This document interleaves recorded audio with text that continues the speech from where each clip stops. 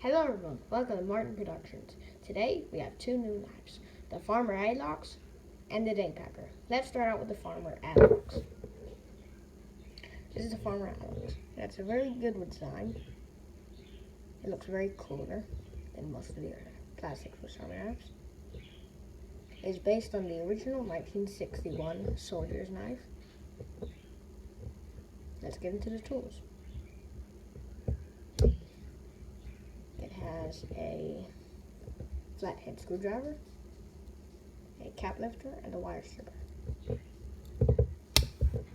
On the other side, it has a can opener with a Phillips screwdriver.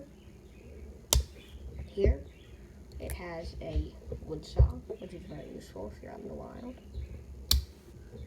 A mini blade, which I'll get to the size of blades in a later video, but this is bigger than the regular 91mm knives like the Spartan and the Tinker.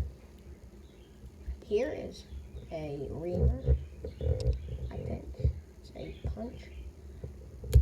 This is one of the exclusive tools to the 95mm range. Alox one. Of course, you have the key ring, but no backside tools or scale tools like a toothpick and the tweezers.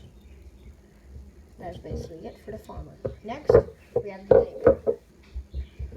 This is just a single-bladed knife, but it has a cool texture, unlike the regular cellular plastic. The one knife looks very cool. It's comfortable on your hand, and very nice, elegant and sleek.